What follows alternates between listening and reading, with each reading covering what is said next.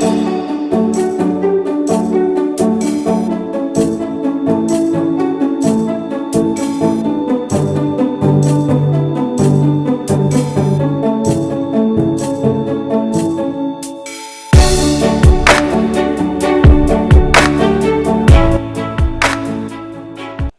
Student, welcome to JRP academy. आज की video में हम क्लास 10th का चैप्टर 3 में जो एक्सरसाइज 3.2 उसके हम क्वेश्चन 5 से स्टार्ट करने वाले हैं। तो क्वेश्चन नंबर 5 है, half the parameter of rectangular garden whose length is 4 metre more than its width is 36 metre, find the dimension of garden. अब इसमें आपको एक जो गार्डन होता है उस गार्डन के बारे में दिया गया है और वो जो गार्डन है वो रेक्टेंगुलर है। इसमें उन्होंने लेंथ जो है, सपोज हम लेंथ को यदि x डिसाइड कर लेते हैं तो जो विड्थ उसकी जो है, विड्थ को यदि हम y डिसाइड करते हैं तो उसकी जो पैरामीटर है वो हाफ दे के रखिए। मतलब कि आप उसका इक्वेशन तैयार करेंगे तो सबसे पहले हम ये जो मैंने यहाँ शो किया है उसे नोट कर लेंगे। Suppose length of garden bx and width of garden by। अब इसका यूनिट चाहे सेंटीमीटर में, यहाँ मीटर में दिया है तो हम मीटर में लेंगे। अब इसमें जब इक्वेशन बनता है तो उन्होंने हाफ द पैरामीटर दे के रखा है, मीन्स हम ये कहेंगे perimeter is equal to 36। Length is 4 metre more than width. जो लेंथ है वो विड्थ से 4 मीटर मोर है, यानी इस तरह का इक्वेशन आपका बन जाता है। It is equation number 1। Then second equation आपका बनेगा, जो पैरामीटर थी वो हाफ दी है, मीन्स आप कहेंगे आपकी जो पैरामीटर होती है उसका जो फॉर्मूला है वो है 2x + 2y is equal to parameter, but वो हाफ दी है इसीलिए हम लिखेंगे x + y is equal to 36। It is equation number 2। अब आपको उनकी डायमेंशन फाइंड आउट करनी है तो इसके लिए आपको ग्राफिकली इसे यहाँ पर रिप्रेजेंट करना होगा, तब जाके आप x and y find out कर सकते हैं। तो सबसे पहले जो इक्वेशन 1 है, इक्वेशन 1 की मदद से हम उसके जो कोऑर्डिनेट है उन्हें फाइंड आउट कर लेते हैं, x एंड y। तो सबसे पहले आपका x जो है वो रिमेनिंग है, तो आप y की जो वैल्यू है अपने मन से डिसाइड करेंगे। तो यहाँ पर हम y की जो वैल्यू है सपोज उसे ले लेते हैं 4 एंड 8। तो यहाँ x आपको मिल जाएगा, first x is equal to 4 + 4 means 8 आ गया। Then second x is equal to, again y की जो वैल्यू है वो 8 है, तो 8 + 4 मीन्स वो आपको मिल जाता है 12। तो इस तरह से आपका जो फर्स्ट इक्वेशन था उससे आपको दो दो कोऑर्डिनेट मिल गए। देन आपका ये सेकेंड इक्वेशन है तो इसमें भी हम कोऑर्डिनेट फाइंड आउट करेंगे इक्वेशन 2 में। तो यहाँ पर भी मैं x को यदि रिमेनिंग रखती हूँ तो 36 - y, तो हमें x कैलकुलेशन से फाइंड आउट करना है, यानी y की वैल्यू हमें खुद डिसाइड करनी है। तो वो कोऑर्डिनेट हम फाइंड आउट करेंगे, 2 कोऑर्डिनेट।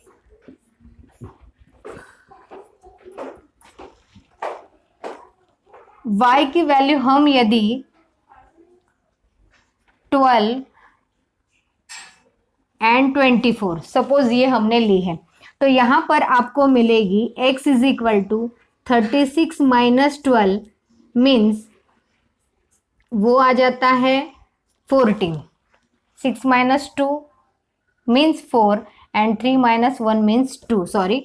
अब यहाँ पर जो सेकंड है वो हमें मिलेगी x is equal to 36 - y की वैल्यू है 24, तो यहाँ आएगा आपका 12। इस तरह से आपको इक्वेशन 1 एंड इक्वेशन 2 दोनों के कोऑर्डिनेट मिल गए। अब आपके लिए बहुत ही इजी है, आप यहाँ पर ग्राफिकल रिप्रेजेंटेशन कर सकते हो।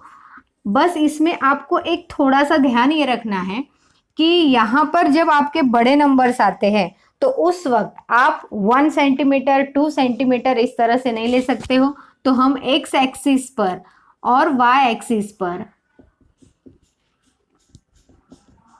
1 centimetre is equal to suppose 4 metre decide कर लेते हैं, तो हमारे लिए ग्राफिकल रिप्रेजेंटेशन इजी हो जाएगा।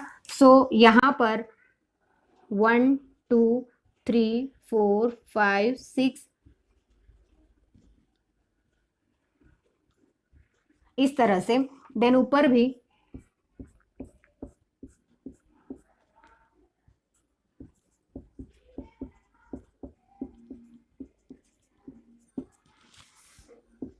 इधर भी जो आपके कोऑर्डिनेट आएंगे वो माइनस में होंगे। अब यहां हमारा कोई भी माइनस में नहीं है, इसीलिए हम ज्यादा नहीं भी लिखते हैं तो भी चल जाता है।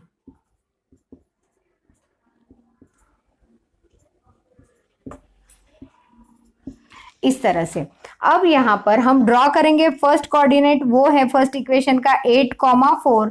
तो x के लिए 8 लेना है और y के लिए आपको लेना है 4। तो फर्स्ट कोऑर्डिनेट आपका इस जगह आता है।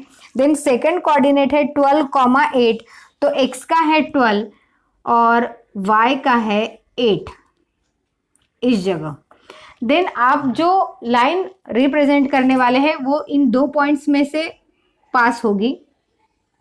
इस तरह से आपके पास स्केल होगी, आप स्केल की मदद से ड्रॉ कीजिएगा, मतलब गलती होने के चांस नहीं रहते हैं। देन सेकंड आपकी जो लाइन है, ये जो लाइन हमने ड्रॉ की थी इसका इक्वेशन है x is equal to Y plus 4। और अब सेकंड जो कोऑर्डिनेट है वो है 24 12। तो 24 x का और 12, तो यहाँ से जब हम परपेंडिकुलर ड्रॉ करेंगे तो इस तरह से इस जगह वो पॉइंट आपका आना चाहिए। देन सेकेंड कोऑर्डिनेट है 12,24। तो ये है 12 और यहाँ ऊपर आपका होगा 24।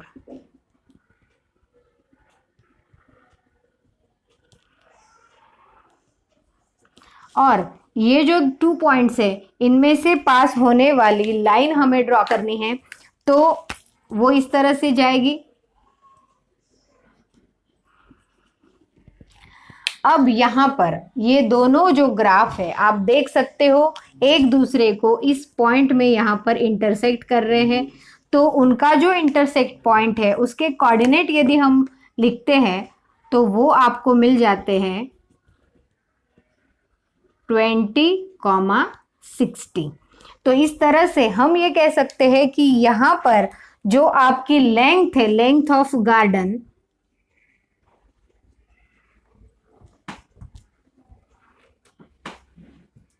Is equal to x means आपको मिला है 20 मीटर, हम उसे कहेंगे। Then width of garden is equal to वो y आपको जो मिला है वो आपको मिला है यहाँ पर 16 metre.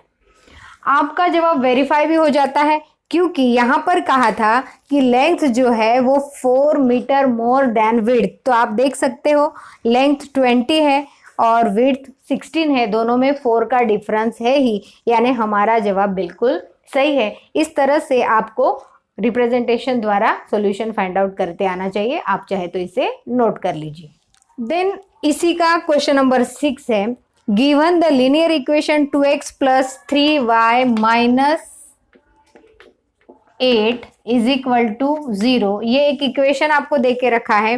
Right another linear equation in a 2 variable such that the geometrical representation of pair so formed is intersecting, parallel और कोइंसिडेंट। मतलब आपको एक इक्वेशन दे के रखा है और इसके लिए आपको ये तीनों कंडीशन को फुलफिल करे ऐसे दूसरे इक्वेशन लिखने हैं।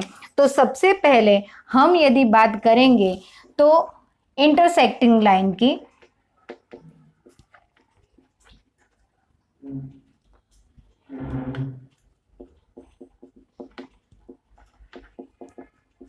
इसमें आपको पता होगा कि जो कंडीशन होती है उसमें A1 A2 B1 B2 और C1 C2 जो होता है वो क्या होता है, डज नॉट इक्वल टू होता है। तो उसके लिए यहाँ पर मैं यदि एक इक्वेशन तैयार करती हूँ तो सपोज यहाँ पर हम ले लेते हैं 3x minus 2y plus 5 is equal to 0, ये एक इक्वेशन। तो यहाँ पर आप देखेंगे 2/3, 3/-2 एंड -8/5। तो ये तीनों जो रेशो है, तीनों के तीनों डज नॉट इक्वल टू है, यानी कि ये जो इक्वेशन हमने लिखा है ये बिल्कुल सही है इंटरसेक्टिंग लाइन के लिए। तो इस तरह से ये इक्वेशन हमने बनाया। देन सेकेंड कंडीशन हमें दे के रखी है, वो है पैरेलल लाइन। तो हम लिखेंगे पैरेलल लाइन के लिए, पैरेलल लाइन के लिए आपको कंडीशन याद होगी, तो इस तरह से होती है A1 A2 B1 B2 C1 C2। अब इसमें फर्स्ट 2 जो टर्म होती है वो इक्वल होती है और जो थर्ड होता है वो डज नॉट इक्वल टू होता है। मतलब आपको यहाँ पर इस इक्वेशन के साथ जब आप लिखोगे तो कोएफिशिएंट यदि 2 है तो सपोज मैंने यहाँ ले लिया 4, डबल ले लेती हूँ। देन यहाँ 3 है तो सपोज मैं ले लेती हूँ 6, और यहाँ पर ये डज नॉट इक्वल टू है तो आप 8 लिखो, 9 लिखो, 10 लिखो, कुछ भी लिखते हो तो अलाउड है। अब हम इन दोनों को जब एक दूसरे के साथ कंपेयर करेंगे इस रेशो के साथ तो वो आएगा आपका 2/4, 3/6, 8/8। अब इसमें आप देखोगे तो यहाँ पर ये दोनों जो है वो इक्वल है, 2 1 जा 2, 2 2 जा 4 यानी 1/2, 3 1 जा 3, 3 2 जा 6 यानी कि 1/2, दोनों इक्वल है। और थर्ड जो है वो डिफरेंट है, मतलब कि यहाँ पर ये जो इक्वेशन है ये हमारा इस इक्वेशन के साथ पैरेलल है, ये हम कह सकते हैं। तो ये आपका इक्वेशन हो गया सेकंड। देन थर्ड इक्वेशन की आपकी जो कंडीशन है वो है कोइंसिडेंट लाइन, यानी कि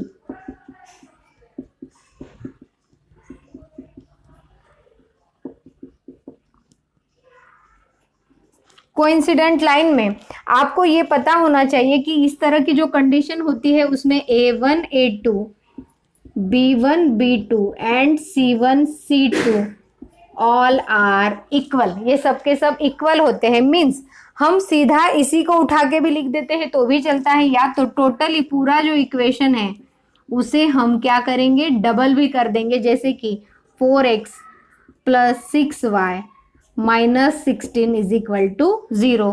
तो यहाँ पर आप जो है जब रेशो रखोगे तो 2/4, 3/6 एंड 8/16, और जब कट करेंगे तो 2 1 जा 2, 2 2 जा 4, 3 1 जा 3, 3 2 जा 6, 8 1 जा 8, 8 2 जा 16।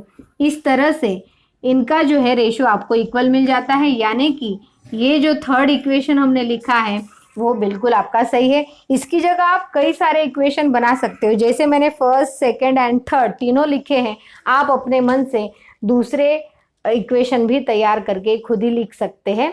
तो आप अपनी नोटबुक में इसे नोट कर लीजिए। Then next and last question of this exercise 3.2 is 7. Draw the graph of the equation x minus y minus 1 is equal to 0 and 3x plus 2y minus 12 is equal to 0.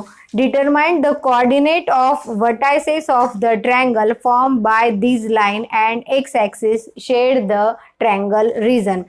यहाँ पर आपको जो दो equation दे के रखे हुए हैं इन्हीं का ग्राफ आपको बनाना है। तो सबसे पहला इक्वेशन मैं लिखूंगी y प्लस 1। तो यहाँ पर हम मिनिमम 2 और 3 कोऑर्डिनेट फाइंड आउट करेंगे, x एंड y। तो यहाँ पर जब आप x का कैलकुलेशन कर रहे हैं तो y की जो वैल्यू है वो आपको खुद डिसाइड करनी होगी। सपोज 0 1 एंड 2 हम लेंगे तो x इज इक्वल टू आपको मिलता है 0 plus 1 means 1। Second x is equal to आपको मिलेगा 1 plus 1 means 2 and third x आपको मिलेगा 2 प्लस 1 मीन्स 3। उसी तरह से यहाँ ये जो सेकेंड इक्वेशन आपको दे के रखा है वो है 3x plus 2y minus 12 is equal to 0। It is equation number 2। इसमें यहाँ पर भी आप यदि x को फिक्स रखेंगे तो 12 minus 2y then x is equal to 12 minus 2y divide by 3। इसमें आपको फिर से उसी तरह से 3 कोऑर्डिनेट फाइंड आउट करने हैं, x y। यहाँ पर x आपको कैलकुलेशन से मिलेगा और y की वैल्यू आप खुद डिसाइड करेंगे। तो सपोज हम y की वैल्यू लेते हैं 0, 3 एंड 6। तो फर्स्ट में x इज इक्वल टू मिलेगा 12 minus 2 into 0 means 0 divide by 3, तो ये आपका आ जाएगा 4। Then second x is equal to y की वैल्यू आप 3 लेते हो तो 12 minus 2 into 3 means 6 divide by 3, तो 6 बाय 3 मीन्स 2 आपकी वैल्यू आएगी। उसी तरह से जो थर्ड है x is equal to 12 minus 6 into 2 means 12 divide by 3 means आपकी वैल्यू आ जाती है 0। इस तरह से आपको जो दोनों इक्वेशन थे उनके कोऑर्डिनेट मिल गए। अब आप इसे ग्राफिकली रिप्रेजेंट करेंगे।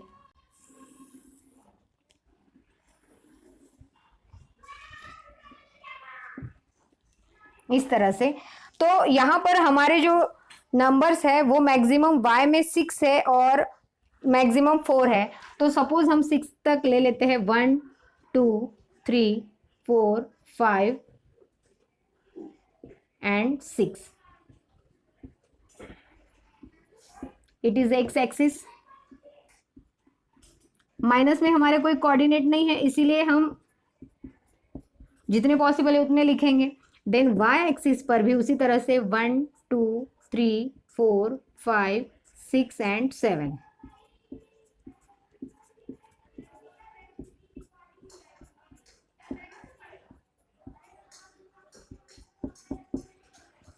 इस तरह से यहाँ ये ओरिजिन है।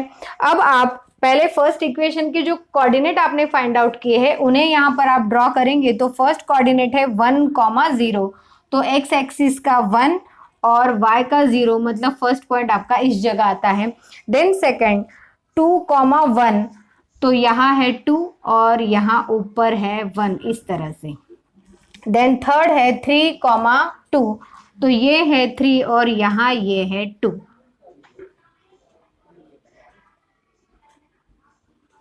अब इसमें से जो पास होने वाली लाइन है उसे आपको ड्रॉ करना है। आपके पास स्केल होगी, आप स्केल से ड्रॉ कीजिएगा ताकि लाइन बिल्कुल स्ट्रेट आए। अब इसमें ये हो गया इक्वेशन नंबर फर्स्ट, यानी कि x minus Y minus 1 is equal to 0, उसका ये लाइन है। देन सेकेंड आपकी जो इक्वेशन है उसके कोऑर्डिनेट है 4,0, तो हम 4,0 को ड्रॉ करेंगे तो 4,0 मीन्स इसी जगह आएगा। देन 2,3, 2,3 इस जगह सेकेंड आता है आपका कोऑर्डिनेट। देन थर्ड है 0,6 इस जगह आएगा। इस तरह से यहाँ ये 3 पॉइंट्स आपको मिले हैं, इनमें से पास होने वाली लाइन आपको ड्रॉ करनी है।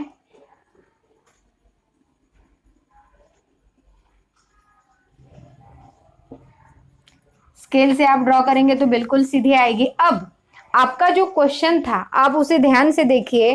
तो यहाँ पर X axis and shade the triangle region, तो एक्स एक्सिस पर जो कोऑर्डिनेट आए हैं उनके आपको कोऑर्डिनेट लिखने हैं। तो यहाँ पर जो पहला कोऑर्डिनेट है वो है 1,0। देन यहाँ जो सेकंड कोऑर्डिनेट आपको मिला है वो है 4,0। देन थर्ड कोऑर्डिनेट इस जगह है आपका, तो वो है 3,2। इस तरह से ये दोनों जो लाइन है वो एक दूसरे को इस जगह इंटरसेक्ट कर रही है और आपका जो ट्रायंगुलर रीजन है वो इस तरह का यहाँ बनता है। आप उसको यदि शेडेड करना चाहते हो तो इस तरह से आप उसे शेडेड शो कर सकते हो। तो ये आपका ट्रायंगुलर रीजन बना। इस तरह से आपको जो क्वेश्चन पूछा गया था उसको आपने ग्राफिकली रिप्रेजेंट करके फाइंड आउट कर लिया। आप चाहे तो इसे नोट कर लीजिए। सो स्टूडेंट, आज की वीडियो में इतना ही। नेक्स्ट वीडियो में मिलेंगे हम न्यू टॉपिक के साथ। तब तक पढ़ाई करते रहिए। Thank you.